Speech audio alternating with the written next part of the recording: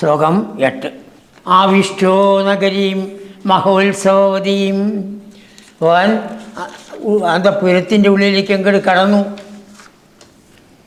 എവിടെയാണ് ധനുർയാഗം നടക്കുന്നത്? അവിടേക്ക് പോയി. കോദണ്ഡശാലാം പ്രജൻ. കോദണ്ഡം വെച്ചിരിക്കുന്ന, കോദണ്ഡം വില്ല് വെച്ചിരിക്കുന്ന ആ ശാലയിലേക്ക് പോയി. എപ്പോഴാണോ ഭഗവാൻ അതിൻ്റെ ഉള്ളിലേക്ക് കടന്നത്, മാധുര്യേണനു, ആ ഭഗവാന്റെ മനോഹരമായ ശരീരം, കാന്തിയുള്ള ശരീരം, എല്ലാവരെയും മോഹിപ്പിക്കുന്ന ആ ശരീരം, അത് കണ്ടു.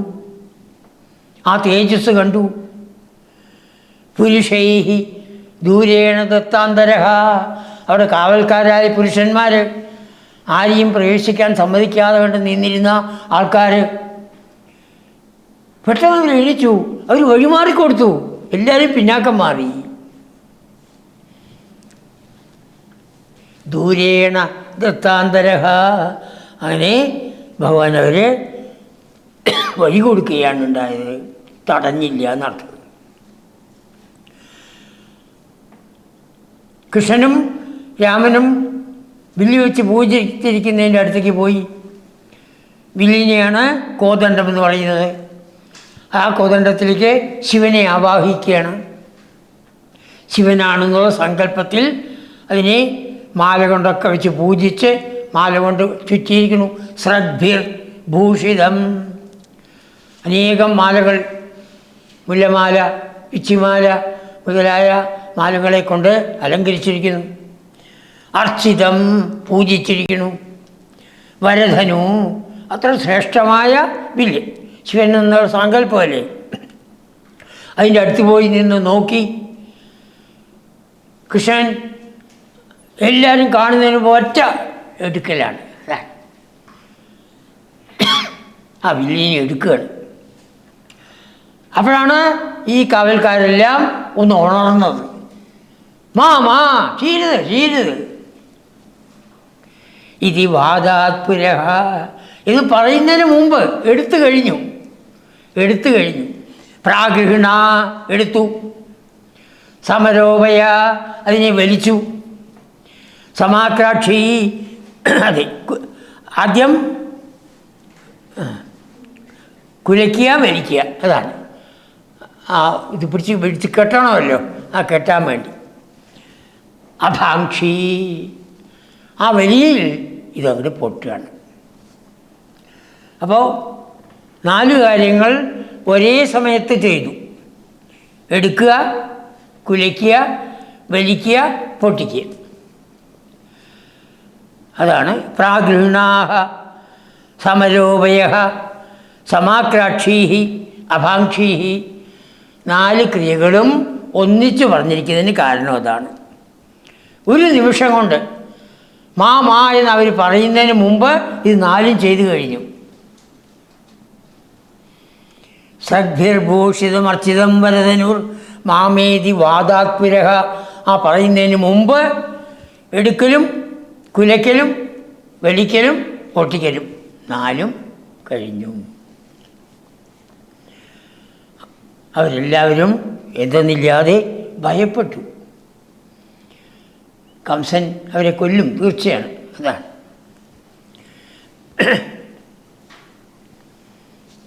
കംസൻ അറിയാൻ വേണ്ടിയിട്ടാണ് ഈ വിധത്തിൽ ഭഗവാൻ ചെയ്തത്. അല്ലെങ്കിൽ ഭഗവാൻ ചെയ്യേണ്ട ആവശ്യമില്ല. താൻ വന്നിട്ടുണ്ട് എന്ന് കംസൻ അറിയട്ടെ എന്ന് വെച്ചിട്ടാണ്. അതാണ് 9ാമത്തെ ശ്ലോകത്തിൽ പിന്നീട് പറയുന്നത്. ശ്ലോകം 9. ശ്വ കംസക്ഷവണോത്സവസ്യ പുരതഃ. നാളെ കംസൻ്റെ വധമാണ്. ക്ഷപണം, വധം. ക്ഷപണം, ക്ഷണനം 2 വാക്കാണ്. ഈ ക്ഷണനം വളരെ ബുദ്ധിമുട്ട് പിടിച്ചതാണ്. പല ആൾക്കാരും കല്യാണത്തിന് ക്ഷണനം ചെയ്തു എന്ന് ചോദിക്കാറുണ്ട്. ക്ഷണനത്തെ വധമാണ്, ക്ഷണമാണ്. ക്ഷണം കഴിഞ്ഞു എന്നാണ് ചോദിക്കേണ്ടത്. ഇവിടെ ആ നാളേക്ക് വേണ്ടിയുള്ളതായ ആ വില്ലിനെ ഇപ്പോൾ ഭഗവാൻ വലിച്ച് അതാ പൊട്ടിച്ച് കഴിഞ്ഞിരിക്കണു. പ്രാരംഭ തുര്യോപമ, ഒരു കേളിക്കൊട്ടോ മറ്റോ നടത്തുന്നത് പോലെ. അതാണ് കഥകളിയും മറ്റും ഉണ്ടെങ്കിൽ അതിനൊരു കേളിക്കൊട്ട് വയ്ക്കിയ പതിവുണ്ട്. അതാണ് ഇങ്ങനെ മറ്റേ കഥകളി നടത്താൻ പോണു എന്നറിയിക്കാൻ വേണ്ടിയുള്ള കേളിക്കൊട്ട്. അതാണ് പ്രാരംഭ തൂര്യോപമ. തൂര്യം വാദ്യം, ആ വാദ്യമാണ്. ആ വാദ്യങ്ങൾ ചെയ്യുന്നത് പോലെ ചാപധ്വംസ, ആ വില്ല് പൊട്ടിച്ചതിൻ്റെ മഹാധ്വനി, വലുതായ ശബ്ദം, അരോമാഞ്ചയിൽ ദേവന്മാരെയാണ് ആദ്യം രോമാഞ്ചമണിയിച്ചത്. അവർക്കെന്തെന്നില്ലാത്ത സന്തോഷം. ഇനിയിപ്പോൾ അധികം താമസമില്ല, കംസൻ വധിക്കപ്പെടും എന്നുള്ളതായ ചിന്ത അവരുടെ മനസ്സിലുണ്ടായി. അവരൊക്കെ മുകളിൽ വന്ന് നോക്കുന്നുണ്ടാവും, ആകാശത്ത് വന്ന് ഇത് കാണുന്നുണ്ടാവും. അപ്പോൾ എപ്രകാരം കഥകളി മുതലായതിന് ഒരു കേളിക്കൊട്ടുണ്ടോ, അതുപോലെ ഈ വില്ല് പൊട്ടിച്ചത് നാളെ കംസൻ്റെ വധമാകുന്ന ഉത്സവം, ആ ഉത്സവത്തിന് മുമ്പുള്ള ഒരു കേളിക്കൊട്ടാണോ ഇത്? പ്രാരംഭ ദൂര്യോപമ ചാപധ്വംസം, ഈ വില്ല് പൊട്ടിച്ചത് എന്ന് തോന്നുമാറ് ആ മഹാധ്വനി, വലുതായ ശബ്ദം, കിഴികളെ ഈ പ്രപഞ്ചത്തിനെ വിറപ്പിച്ചതായ ശബ്ദം, ദേവാൻ അരോമാഞ്ചയിൽ ദേവന്മാരെ സന്തോഷിപ്പിച്ചു. ശബ്ദം കംസൻ കേട്ടു. കംസസ്യാവിജ വേപതുഹു തതുദിത, അതിൽ നിന്ന് ഉണ്ടായതായ ആ വിറയൽ ആണ്. എപ്പോഴാണോ ആ പൊട്ടലിൻ്റെ ശബ്ദം കേട്ടത്, കംസൻ്റെ മനസ്സ് വിറച്ചു. വേപതുഹു, ആ ഭഗവാൻ ആ കോദണ്ഡം 2 ഖണ്ഡമാക്കി, ഒന്ന് താനും കൊടുക്കുകയാണ്, ഒന്ന് ജ്യേഷ്ഠനും കൊടുക്കുകയാണ്. കോദണ്ഡ ഖണ്ഡദ്വയീ, അങ്ങനെ 2 ഖണ്ഡങ്ങൾ, ഒന്ന് താനും ഒന്ന് ജ്യേഷ്ഠനും പിടിച്ച് ചണ്ഡാഭ്യാഹത രക്ഷിപൂരുഷരവൈഹി, രക്ഷിപൂരുഷന്മാർ, കാവൽക്കാരായവരെ ചണ്ഡ അഭ്യാഹം, അതിക്രൂരമായിട്ട് അവരെ അടിച്ചു. ആരൊക്കെ യുദ്ധത്തിന് വന്നു അവരെ അടിച്ചു, മറ്റുള്ളവരൊന്നും ചെയ്തില്ല. അതാണ് ആര് തടുത്തു വന്നുവോ അവരെല്ലാം അടിച്ചു.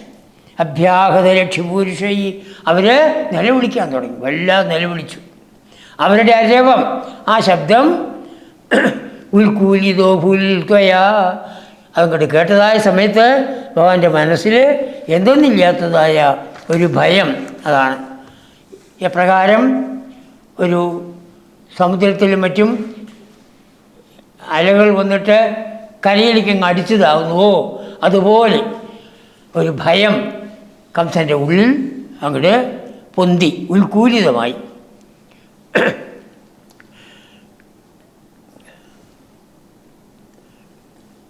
അപ്പോൾ പലതരത്തിലുള്ളതായ ഉത്സവങ്ങൾക്ക്, കഥകളി മുതലായ ഉത്സവങ്ങൾക്ക് എപ്രകാരം ഒരു കേളിക്കൊട്ട് നടത്തുമോ, അതുപോലെ കംസൻ്റെ വധമാകുന്ന ആ ഉത്സവത്തിന് തൊട്ടുമുമ്പുള്ള ഒരു കേളിക്കൊട്ടാണോ ഇത് എന്ന് തോന്നുമാറ് ആ ഭഗവാൻ വില്ലിനെ പൊട്ടിച്ചതായ സമയത്ത് ആദ്യം ദേവന്മാർ എന്തെന്നില്ലാത്ത ആനന്ദം കൊണ്ട് ആകാശത്തിൽ നിന്ന് പുഷ്പവൃഷ്ടി ചെയ്തു, പറഞ്ഞിട്ടില്ല, പുഷ്പവൃഷ്ടി ചെയ്തിട്ടുണ്ടാവണം തീർച്ചയാണ്. പിന്നെ വില്ല് പൊട്ടിയതായ സമയത്ത് ഈ രക്ഷപുരുഷന്മാർ, കാവൽക്കാർ, അവരെന്തെന്നില്ലാത്ത ദേഷ്യത്തോടുകൂടി ഭഗവാനോട് യുദ്ധത്തിന് വന്നു.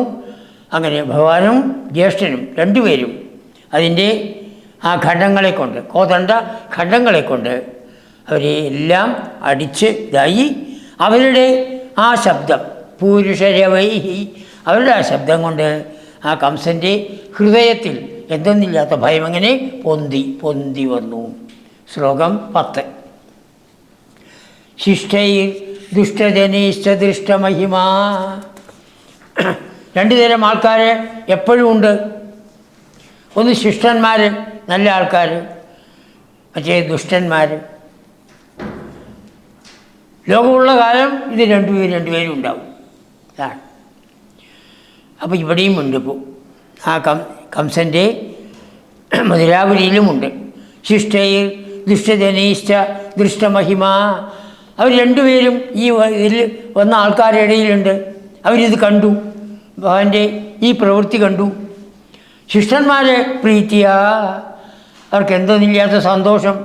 ദുഷ്ടന്മാരെ ഭീത്തിയ, ഞങ്ങൾ കംസനെ സഹായിക്കുന്നവരാണ്, അപ്പോൾ നമ്മൾ ഈ നാളെ കൊന്നു എന്ന് വരാം. അതാണ് ഭീത്തിയ. അവരെല്ലാവരും ഓരോന്ന് പറഞ്ഞ് ദുഷ്ടന്മാരെല്ലാം ഓടി ഒളിച്ചിട്ടുണ്ടാവണം. ശിഷ്യന്മാർ ഭഗവാന്റെ കൂടെ തന്നെ പോയിട്ടുണ്ടാവണം. ഭഗവാൻ അവിടെ നിന്ന് ഇറങ്ങി വീണ്ടും ആ രാജപഥത്തിലൂടെ പല സ്ഥലങ്ങൾ കണ്ടു. സമ്പശ്യൻ പുരസമ്പദം, ആ പുരത്തിൻ്റെ സമ്പത്ത് നമ്മൾ മുമ്പ് പറഞ്ഞ പോലെ സൂവും മ്യൂസിയവും അമ്പലങ്ങളും ബാക്കിയുള്ള സ്ഥലങ്ങളുമൊക്കെ കണ്ടങ്ങനെ പോയി. പ്രവിചരൻ മുന്നോട്ട് നടന്നു. സായം ഗതോ വാടികം, അച്ഛനും മറ്റും താമസിക്കുന്നതായ ആ പുരത്തിൻ്റെ പുറത്തുള്ളതായ ആരാമത്തിൽ വൈകുന്നേരത്തെത്തി. ആഹാരം കഴിച്ചു. സീതാമാവിൻ്റെ കൂടെയാണ് കിടക്കുന്നത്. ശ്രീതാംനാസഹ, ആ ശ്രീതാമനോട് പറഞ്ഞു, രാധികാവിരഹജം ഖേദം വദൻ. അയ്യോ, രാധികയെ വിട്ടുവല്ലോ, അവളിൽ നിന്ന് വേർപെട്ട ദുഃഖം എനിക്ക് സഹിക്കാൻ സാധിക്കുന്നില്ല. ഖേദം വദൻ. അതൊന്നും സാരില്ല കൃഷ്ണ, നമുക്ക് ഉടനെ അങ്ങോട്ട് പോകാമല്ലോ. അത് ശരിയാണ്. പിന്നെ അങ്ങോട്ട് പോയിട്ടേ ഇല്ല, ഓർമ്മ വേണം. ആർക്കും അറിയില്ല, നന്ദഗോപർക്കറിയില്ല, യശോദയ്ക്കറിയില്ല, ഈ കുട്ടികൾക്കും അറിയില്ല. അതാണ് രാധികാവിരഹതം ഖേദം വദൻ.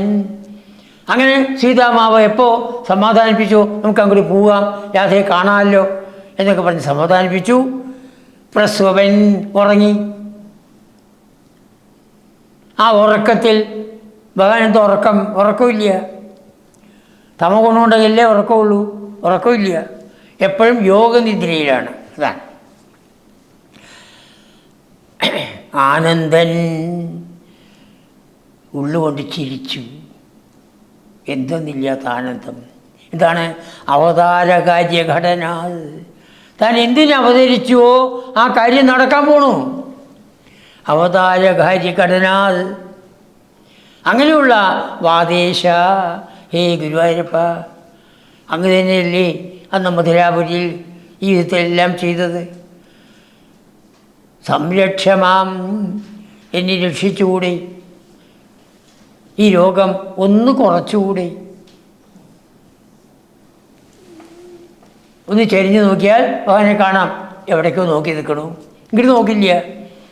74 ആയിട്ടില്ലേ, ഇനി 26 ദശകം വേണം.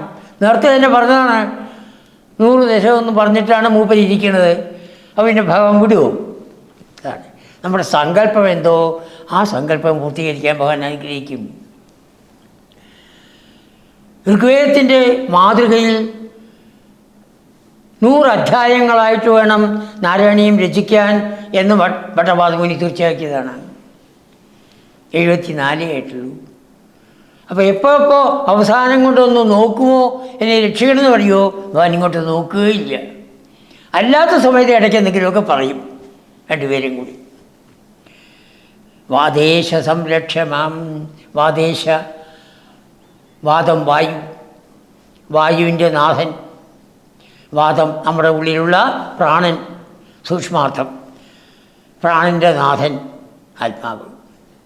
ഈ പ്രാണനെ നിലനിർത്തുന്നത് ആത്മാവാണ്. പ്രാണനാണ് ആത്മാവിനെ പുറത്തേക്ക് കൊണ്ടുപോകുന്നത്. പ്രാണൻ പോയി എന്നാണ് ഞങ്ങളുടെ പാലക്കാട് ഭാഗത്ത് പറയുക. ചത്തു എന്ന് പറയാറില്ല, മരിച്ചു എന്ന് പറയാറില്ല. പ്രാണൻ പോയി.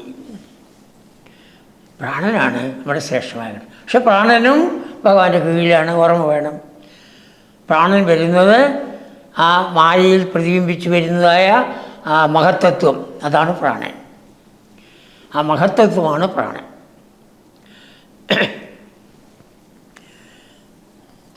ഭഗവാൻ തൻ്റെ അവതാര കാര്യം, അതായത് സജ്ജനങ്ങളെ രക്ഷിക്കുക, സജ്ജനങ്ങളെ ദുഷ്ടന്മാരെ നിഗ്രഹിക്കുക എന്നുള്ളതായ കാര്യം, അത് ചെയ്യാനുള്ളതായ സമയമായല്ലോ എന്ന് പറഞ്ഞ് ഭഗവാൻ സന്തോഷിക്കുകയാണ് ചെയ്യേണ്ടത്.